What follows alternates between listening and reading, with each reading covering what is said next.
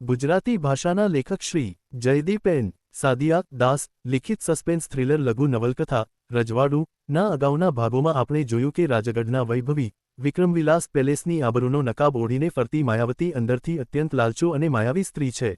સત્તા અને શાહી મિલકત હડપ કરવા માટે તે પોતાના જ દિયર સમર અને મેનેજર દિગ્વિજયને પોતાની વાસનાના મોહપાશમાં બાંધીને મહોરા બનાવે છે। જ્યારે તેને ખબર પડે છે કે મોટા રાજા વિક્રમસિંહ બધી જ મિલકત પોતાના સીધા દીકરા રણવીરના નામે કરવાની વસિયત તૈયાર કરી રહ્યા છે, ત્યારે તે સમરના મનમાં ઝેર રેડીને વિક્રમસિંહને રસ્તામાંથી હટાવવાનો કારસો ઘડે છે। ત્યારબાદ વિક્રમસિંહની તેમના જ બેડરૂમમાં ગળે ટૂંપો દઈને ક્રૂરતાપૂર્વક હત્યા કરવામાં આવે છે। માયાવતી મેનેજર દિગ્વિજયનો ઉપયોગ કરીને સીસીટીવી ફૂટેજ અને તમામ પુરાવા મિટાવી દે છે, જેથી પોલીસ આને લૂંટના ઈરાદે થયેલી હત્યા ગણીને તપાસ ફંટાવી દે છે। વિક્રમસિંહના અવસાન બાદ પેલેસમાં રણવીરની પાઘડી વિધિ રાજતિલકની તૈયારીઓ શરૂ થાય છે અને રજવાડાની ગાદી તરફ જવાનો પહેલો અને સૌથી મોટો કાંટો સફળતાપૂર્વક નીકળી જાય છે। પરંતુ રણવીરના રાજતિલક પછી વાર્તામાં એક ભયાનક વળાંક આવે છે, જ્યારે પેલેસના વર્ષો જૂના રહસ્યમય ભોનિરાના તાળા ખુલે છે।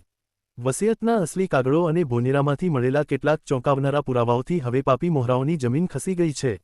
કાવતરાખોરો એ વિચારીને મૂંઝવણમાં છે કે અસલી રહસ્ય રણવીર સામે આવી ગયું છે કે રમત હજુ બાકી છે। હવે આગળ રાત વધતી ગઈ તેમ તેમ આકાશમાં કાળા ડિબાંગ વાદળો ઘેરાવા લાગ્યા। જોરદાર પવનના સુસવાટા પેલેસની બારીઓ સાથે અથડાતા હતા, જાણે કુદરત પોતે કોઈ મહાવિનાશની જાહેરાત કરી રહી હોય। બરાબર મધ્યરાત્રિએ પેલેસની બધી લાઇટો અચાનક ગુલ થઈ ગઈ। માયાવતીએ મેનેજર દિગ્વિજયની મદદથી આખા પેલેસનો પાવર સપ્લાય કટ કરાવી દીધો હતો। સમર હાથમાં એક લાંબી ધારદાર છરી લઈને અંધારામાં રણવીરના બેડરૂમ તરફ આગળ વધ્યો। માયાવતી હોલની ગેલેરીમાં ઊભી રહીને રસ્તા પર નજર રાખી રહી હતી, જેથી કોઈ નોકર જાગી ન જાય। સમર ધીમા પગલે રણવીરના રૂમમાં દાખલ થયો। પલંગ પર સફેદ ચાદર ઓઢીને એક આકૃતિ સૂતી હતી। સમરે મોકો ગુમાવ્યા વગર પૂરી તાકાતથી છરી ચાદરની અંદર રહેલા શરીરના પેટમાં હુલાવી દીધી। એક દર્દનાક દબાયેલી ચીસ સંભળાઈ। સમર પર જાણે ખૂન સવાર હતું। તેણે ઉપરાઉપરી 7-8 વાર છરીના ઘા ઝીંકી દીધા। સફેદ ચાદર સેકન્ડોમાં લોહીથી લથપથ થઈ ગઈ। સમર હાંફતો બહાર દોડી આવ્યો અને ગેલેરીમાં ઊભેલી માયાવતી પાસે જઈને હસ્યો। માયાવતી, ખેલ ખતમ। રણવીર કાયમ માટે શાંત થઈ ગયો। હવે સંપત્તિ આપની છે। ખરેખર તને લાગે છે કે ખેલ આટલો જલ્દી ખતમ થઈ ગયો, સમર? અચાનક તેમની પાછળથી એક પરિચિત કડક અને ગર્જના સમાન અવાજ સંભળાયો। સમર અને માયાવતી ચોંકીને પાછળ ફર્યા। હોલની ઇમરજન્સી લાઇટો આપોઆપ ચાલુ થઈ ગઈ।